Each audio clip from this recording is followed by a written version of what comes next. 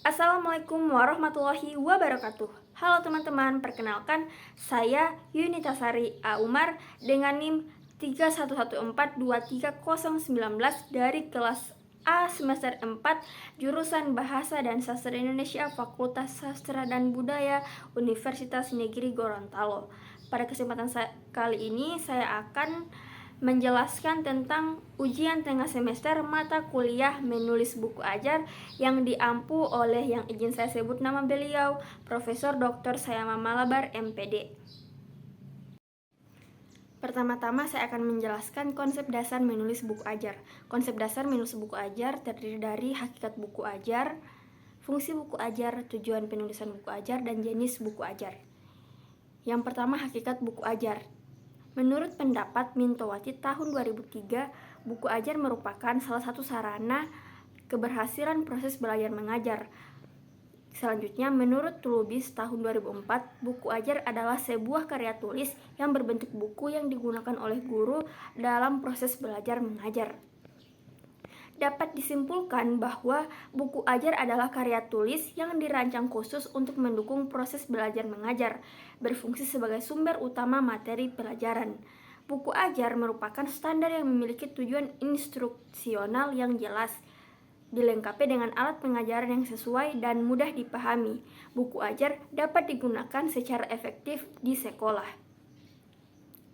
Kemudian, fungsi buku ajar. Menurut Nasution, buku ajar memiliki fungsi sebagai bahan referensi atau bahan rujukan yang dijadikan pegangan oleh peserta didik untuk memahami materi pembahasan atau materi pelajaran.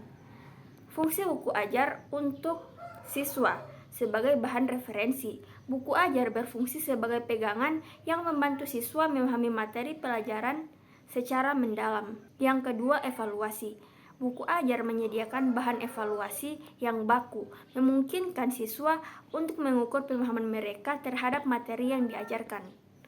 Kemudian, fungsi buku ajar untuk guru. Yang pertama, alat bantu pengajaran. Buku ajar berfungsi sebagai alat bantu yang mendukung guru dalam melaksanakan kurikulum dan proses pembelajaran. Buku ajar juga dapat berperan sebagai sarana untuk meningkatkan karir dan jabatan guru melalui penyampaian materi yang lebih terstruktur dan efektif. Kemudian, tujuan penulisan buku ajar. Buku ajar dirancang untuk membantu pendidik dalam menyampaikan materi pembelajaran dengan cara yang lebih terstruktur dan jelas, sehingga pengajaran menjadi lebih efektif. Yang kedua, memberikan kesempatan belajar mandiri. Buku ajar memungkinkan peserta didik untuk mengulangi pelajaran yang telah diajarkan atau mempelajari materi baru secara mandiri, sehingga mereka dapat memperdalam pemahaman mereka. Yang ketiga, menyediakan materi menarik. Buku ajar bertujuan untuk menyajikan materi pembelajaran yang menarik dan relevan bagi peserta didik.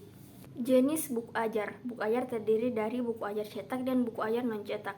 Buku ajar cetak yang pertama, handout. Handout berisi ringkasan materi yang dibagikan kepada siswa untuk mendukung pembelajaran. Contohnya, handout tentang penggunaan tanda baca yang menjelaskan fungsi setiap tanda baca dengan contoh kalimat. Yang kedua, modul. Modul adalah bahan ajar terstruktur yang mencakup topik tertentu dan dilengkapi dengan latihan. Contoh modul pembelajaran sastra Indonesia yang mencakup analisis puisi, cerpen, dan drama beserta latihan menganalisis karya sastra tersebut. Yang ketiga, buku diktat. Buku diktat adalah bahan ajar yang disusun oleh pengajar untuk memberikan penjelasan mendalam mengenai topik tertentu. Kemudian, buku ajar. Buku ajar adalah buku yang dirancang khusus untuk pendidikan, mencakup teori dan praktik. Misalnya, buku ajar bahasa Indonesia oleh tim penulis yang menjelaskan tata bahasa, kosakata, dan keterampilan berbahasa. Yang kelima, buku teks. Buku teks menjadi referensi utama dalam pembelajaran, berisi materi yang terstruktur. Contohnya, Bahasa Indonesia untuk SMP atau MTS oleh berbagai penulis, digunakan sebagai buku pelajaran dalam kurikulum SMP. Selanjutnya, buku ajar non-cetak. Yang pertama, slide suara. Slide suara menggabungkan slide presentasi dengan narasi audio untuk menjelaskan materi. Yang kedua, rekaman video. Rekaman video berisi materi ajar dalam bentuk video yang menjelaskan konsep atau teknik tertentu. Misalnya video pembelajaran cara membaca puisi yang menunjukkan cara intonasi dan ekspresi saat membaca puisi. Yang ketiga, film strips. Film strip adalah serangkaian gambar yang menjelaskan konsep tertentu, seringkali disertai dengan narasi. Misalnya, film strip tentang cerita rakyat yang menampilkan ilustrasi dari berbagai cerita rakyat Indonesia disertai narasi. Yang keempat, tips. Tips adalah rekaman audio yang berisi ceramah atau diskusi mengenai topik tertentu. Hubungan buku ajar dengan komponen pembelajaran. Yang pertama, hubungan buku ajar dengan tujuan pembelajaran. Buku ajar dirancang untuk membantu tujuan pembelajaran yang telah ditetapkan. Di dalam buku ajar pasti telah dijelaskan apa tujuan pembelajaran yang akan dicapai. Yang kedua, hubungan buku ajar dengan pendidik. Buku ajar berperan sebagai panduan bagi pendidik dalam merencanakan dan melaksanakan pembelajaran. Apa yang diajarkan oleh pendidik tercantum di dalam buku ajar. Yang ketiga, hubungan buku ajar dengan peserta didik. Buku ajar menjadi sumber belajar utama bagi peserta didik. Penyajian materi yang terstruktur dan sistematis memudahkan peserta didik dalam memahami dan mendalami pelajaran. Yang keempat, hubungan buku ajar dengan materi pelajaran. Di dalam buku ajar pastinya termuat materi-materi pembelajaran yang akan dibelajarkan oleh pendidik kepada peserta didik. Kemudian, hubungan buku ajar dengan media pembelajaran.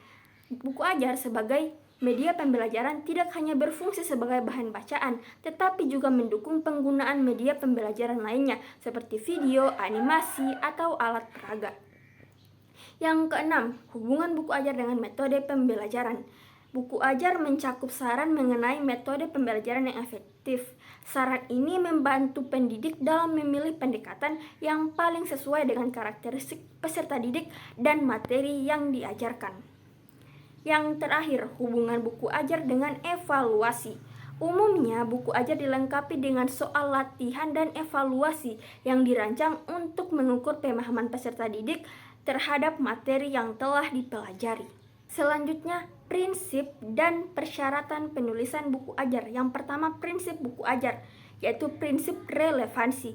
Prinsip ini menekankan bahwa materi yang disajikan dalam buku ajar harus sesuai dengan tujuan pembelajaran yang ingin dicapai. Misalnya, jika tujuan pembelajaran adalah menghafal fakta, maka materi yang diberikan harus berupa fakta-fakta yang jelas dan terukur.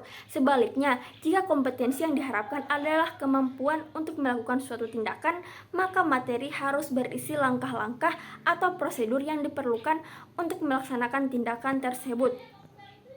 Yang kedua, prinsip konsistensi. Prinsip ini mengacu pada kesesuaian antara kompetensi dasar yang diharapkan dengan materi yang disajikan. Jika kompetensi dasar mengharuskan siswa menguasai 3 konsep tertentu, maka materi dalam buku ajar juga harus mencakup 3 konsep tersebut.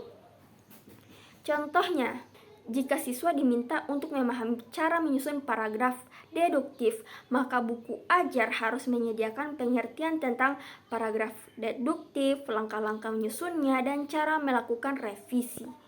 Yang terakhir, prinsip kecukupan. Prinsip ini mengharuskan materi yang disajikan cukup memadai untuk mencapai kompetensi dasar. Materi tidak boleh terlalu sedikit dan tidak boleh terlalu banyak. Artinya, materi harus cukup sesuai dengan yang dibutuhkan.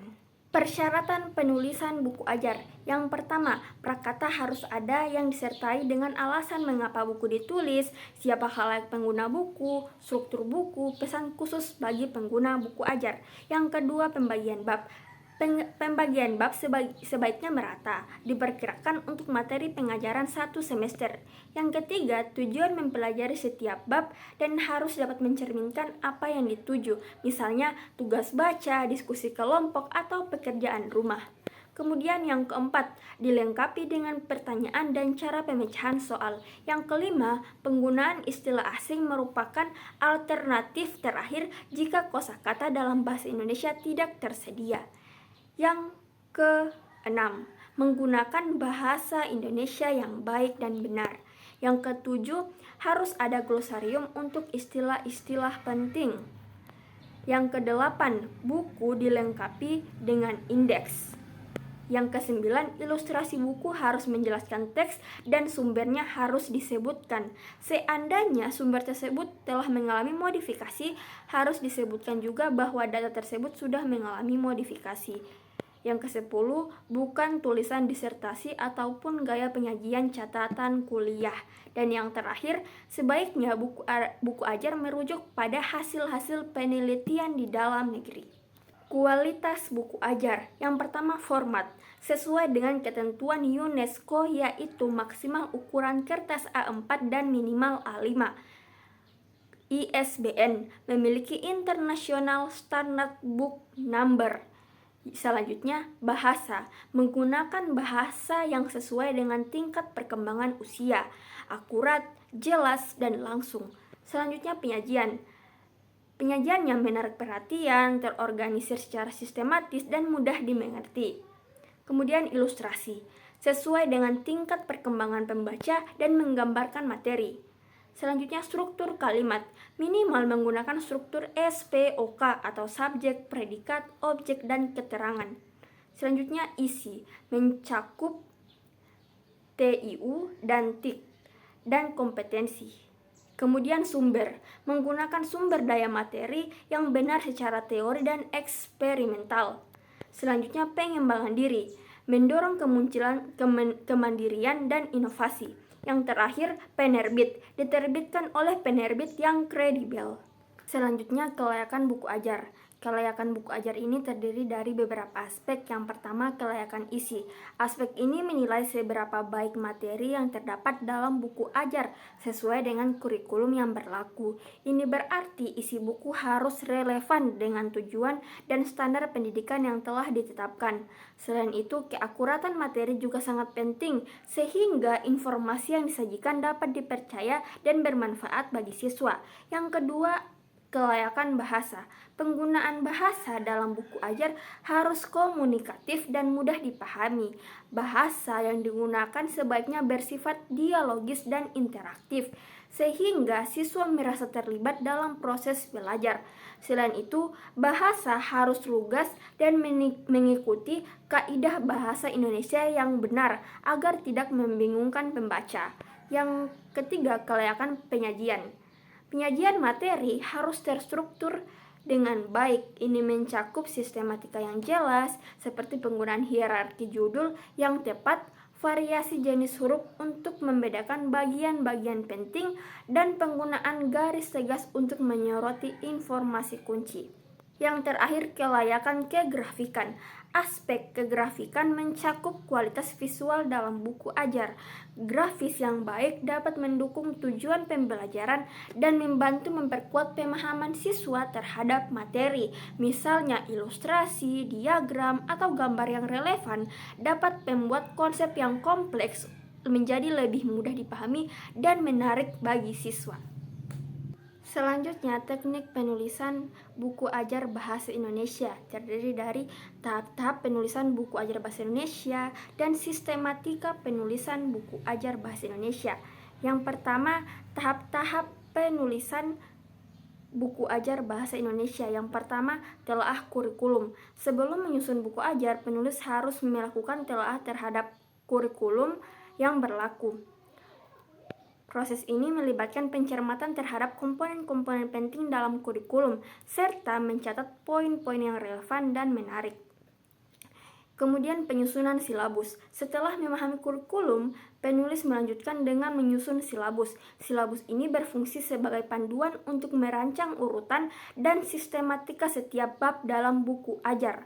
Komponen yang perlu diperhatikan saat menyusun silabus meliputi: yang pertama, standar kompetensi, apa yang harus dikuasai oleh siswa. Yang kedua, kompetensi dasar, kemampuan spesifik yang harus dicapai.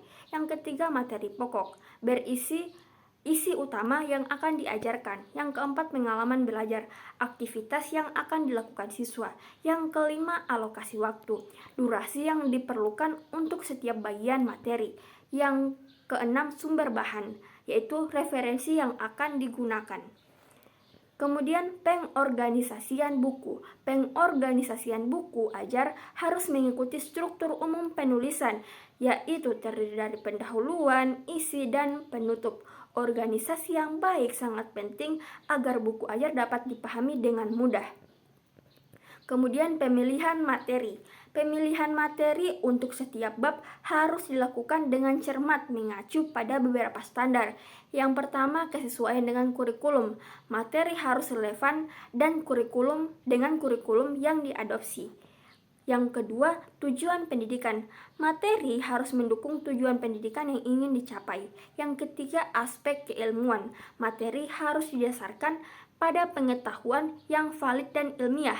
Yang keempat, relevansi dengan perkembangan ilmu dan teknologi.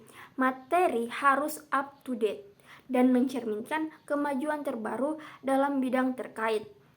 Tahap selanjutnya yaitu penyajian materi. Penyajian materi dalam buku ajar harus dilakukan dengan cara yang menarik dan efektif. Tahap selanjutnya, penggunaan bahasa dan keterbacaan. Penggunaan bahasa dalam buku ajar harus baik, jelas, dan sesuai dengan kaidah bahasa Indonesia yang benar. Bahasa digunakan sebaiknya bersifat formal atau ilmiah, sehingga dapat memenuhi kebutuhan komunikasi dalam konteks pembelajaran. Keterbacaan juga harus diperhatikan agar siswa dapat dengan mudah memahami isi buku. Selanjutnya, sistematika penulisan buku ajar. Yang pertama yaitu halaman pendahuluan, mencakup judul buku, yaitu nama utama buku yang mencerminkan isi. Yang kedua, subjudul jika ada, penjelasan tambahan yang memperjelas judul. Yang ketiga, nama penulis, yaitu identitas penulis buku. Yang keempat, kata pengantar, ucapan pembuka yang menjelaskan latar belakang dan motivasi penulisan. Yang kelima, ucapan terima kasih, berisi penghargaan kepada pihak-pihak yang membantu dalam proses penulisan. Yang keenam, latar belakang penulisan buku, menjelaskan tentang alasan dan konteks penulisan buku.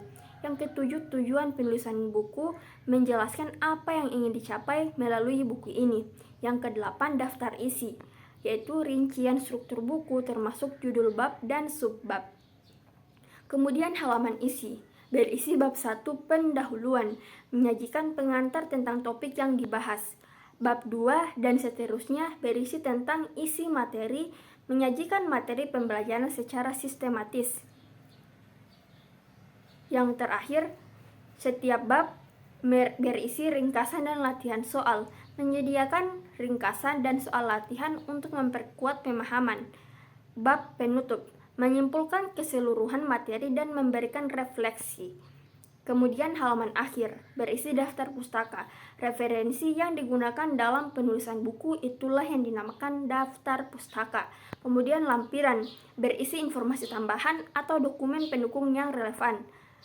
Kemudian indeks, daftar istilah atau topik yang memudahkan pencarian informasi dalam buku. Selanjutnya, biodata penulis, informasi mengenai penulis berisi latar belakang dan kualifikasi. Kesimpulan mengenai seluruh materi tentang menulis buku ajar. Jadi, menulis buku ajar adalah proses penting yang memerlukan perhatian terhadap berbagai aspek untuk menciptakan materi yang efektif dan bermanfaat bagi siswa dan pendidik. Buku ajar berfungsi sebagai sumber rujukan, alat evaluasi, dan panduan bagi guru dan siswa dalam proses pembelajaran. Tujuan penulisan buku ajar adalah untuk memudahkan penyampaian materi, menyediakan kesempatan belajar mandiri, dan menyajikan materi yang menarik. Dalam penulisan buku ajar, penting untuk menerapkan prinsip relevansi, konsistensi, dan kecukupan. Materi harus sesuai dengan kurikulum, mendukung tujuan pembelajaran, dan cukup memadai untuk memastikan pemahaman siswa. Kemudian struktur dan organisasi. Buku ajar harus memiliki struktur yang jelas termasuk pendahuluan, isi, dan penutup. Pembagian bab perlu dirancang agar merata dan mencakup semua materi yang dibutuhkan dalam satu semester. Setiap bab harus memiliki tujuan yang jelas dan dilengkapi dengan pertanyaan serta cara pemecahan soal. Kemudian, kelayakan isi dan bahasa. Kelayakan isi buku ajar sangat penting agar sesuai dengan standar pendidikan dan dapat dipercaya. Penggunaan bahasa harus komunikatif, mudah dipahami, dan mengikuti kaidah bahasa yang benar untuk meningkatkan keterbacaan. Kemudian, penyajian materi. Penyajian materi harus menarik dan terstruktur dengan penggunaan grafis yang mendukung pemahaman. Buku ajar sebaiknya mencakup berbagai jenis media pembelajaran untuk memperkaya pengalaman belajar siswa. Kemudian proses penyusunan. Proses penyusunan buku ajar meliputi telah kurikulum, penyusunan silabus, pemilihan materi, dan penyajian yang efektif. Semua langkah ini harus dilakukan dengan cermat untuk memastikan integritas dan relevansi materi. Kemudian aspek kelayakan. Aspek kelayakan isi, bahasa, penyajian, dan kegrafikan harus diperhatikan untuk menghasilkan buku ajar yang efektif. Buku ajar yang baik dapat membantu siswa memahami materi dengan lebih baik dan mendukung proses pembelajaran yang menyenangkan. Dengan mengikuti pedoman-pedoman tersebut, penulisan buku ajar dapat dilakukan secara sistematis dan efektif sehingga memberikan kontribusi positif dalam dunia pendidikan. Buku ajar yang berkualitas tidak hanya mendukung siswa dalam belajar, tetapi juga membantu guru dalam menyampaikan materi dengan cara yang lebih terstruktur dan menarik.